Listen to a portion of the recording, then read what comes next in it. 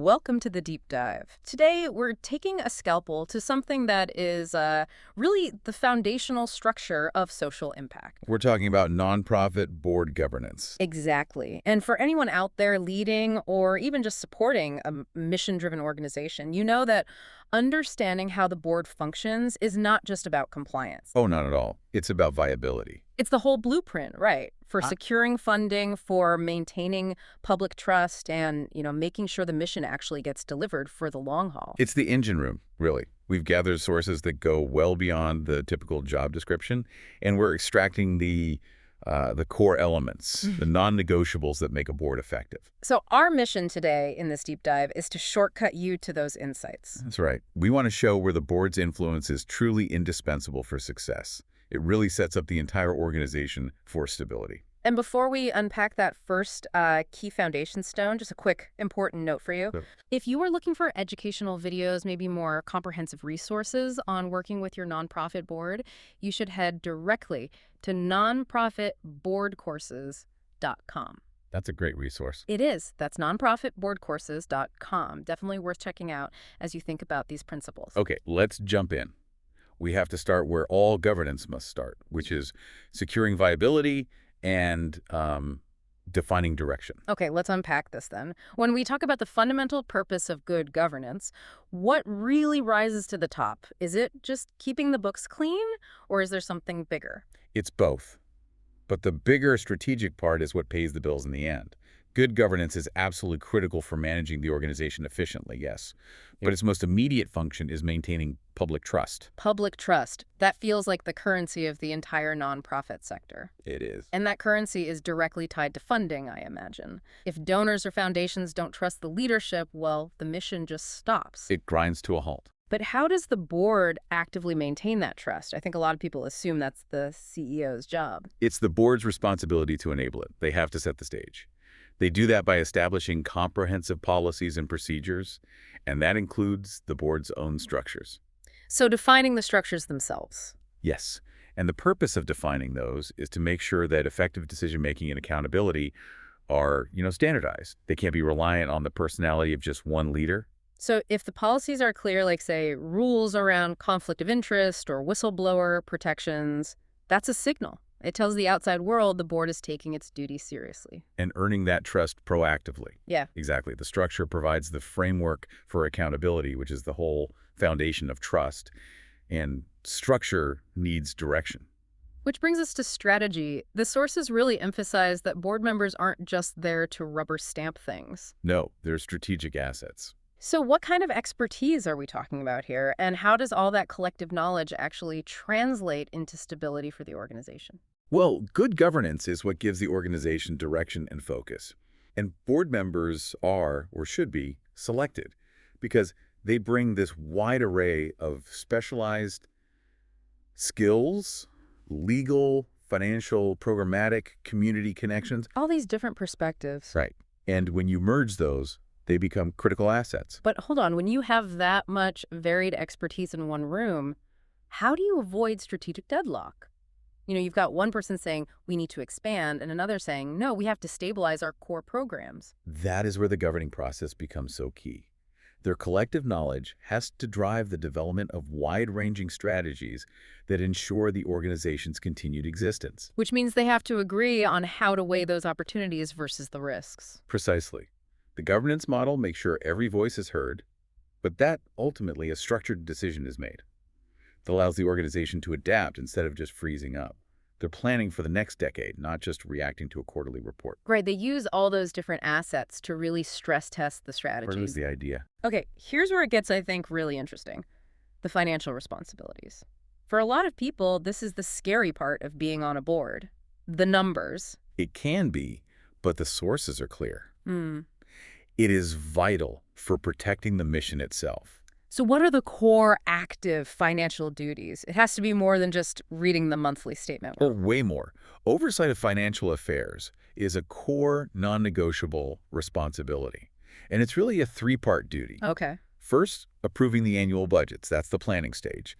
Second, reviewing how the organization performs financially against those benchmarks. That's the monitoring stage. And the third. Critically, ensuring that resources are used in the best way possible to maximize the mission's impact. Yeah. That's the stewardship stage. So it's not enough to just say, hey, we have money in the bank. The board has a duty of inquiry almost to really understand the mechanisms. Absolutely. That active review process is critical. This constant oversight allows for the proper vetting of all the financial information. It means the audit committee isn't just checking boxes. They're looking at internal controls. Yes. It is the single best way for the leadership to stay on top of any developing financial problems and operational risks before they become full-blown crises. So what's the so what of all that? Why does the board have to enforce that kind of rigor? Because strong financial controls in good nonprofits do more than just mitigate obvious fraud or mismanagement. Crucially, they protect the nonprofit's assets and its financial integrity from threats both inside and out. And if those assets are compromised? The mission is compromised. This protection ensures the entity has the capital and resources it needs to deliver its programs consistently. It protects against the risk of, mission drift that comes from financial desperation. That's a great connection. Finance isn't just paperwork, it's mission defense. You could say that. Okay, moving on.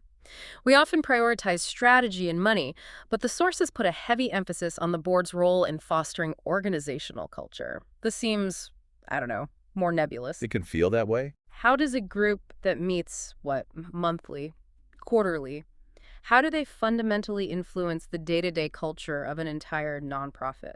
It's all about modeling and values. Yeah. The way board members conduct themselves, their level of commitment, their enthusiasm, the seriousness they bring, the palpable care they show for the mission that sets the tone.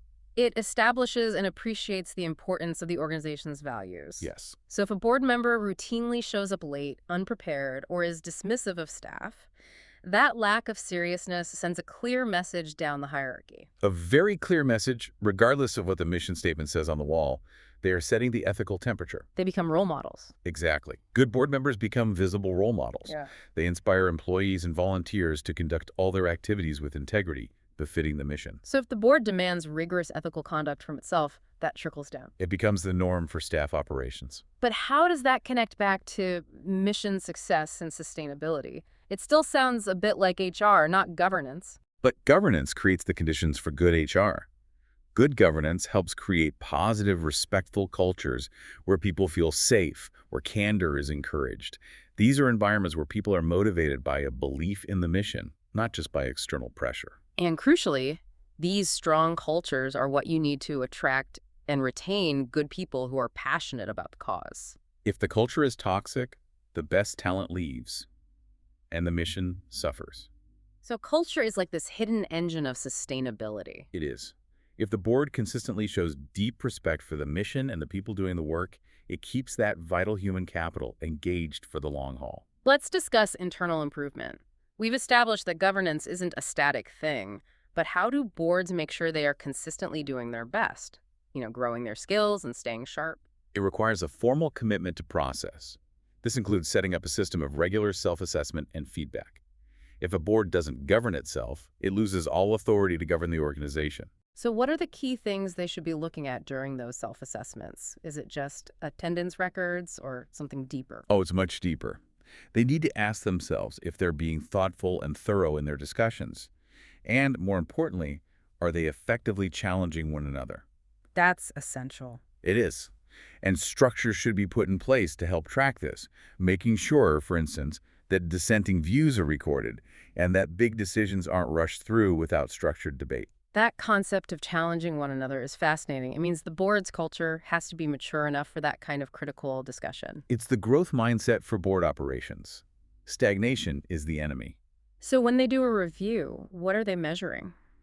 Well, a midterm self-assessment should specifically consider how much their own understanding and knowledge has grown, their understanding of their task, of the operating environment, of their own internal processes. So the metric is, are we collectively smarter today than we were a year ago? That's a great way to put it. And the long-haul impact of that commitment to self-improvement is huge. How so? When boards commit to doing their best and measuring their own growth, They ensure they are fulfilling their core governance responsibilities, Wow. not just for today, but for decades to come. This self-correction mechanism is the only thing that enables a nonprofit to truly accomplish its mission and sustain its impact. They become resilient. That brings us to our synthesis. So we've covered that good board governance isn't just some bureaucratic necessity. Not at all. It is the strategic engine for direction, the steadfast guardian of financial stability, actively protecting those assets, and the champion of a positive, mission-driven culture. And when a board masters these areas, setting that direction, rigorously monitoring financial results with a duty of inquiry, and fostering that strong culture through their own conduct, the final payoff is resilience. It enables the nonprofit to weather the storms. And maximize the opportunities that come its way. It transforms potential chaos into calculated, sustainable growth, all in service of its mission. That's a powerful and detailed breakdown. Now, I want to leave our listener with a final thought to mull over, especially if you're thinking about joining or maybe evaluating a nonprofit board. Our sources referenced a variety of specific, highly technical governance resources. Yes. Think about the tools that were mentioned. Things like the Board Governance Checklist, IRS Guidelines for Good Governance, and even 5 warning signs your nonprofit board needs an expert. Right. The sheer volume and specificity of that material, it just underscores the depth of commitment that's necessary for any board member who's aiming for success.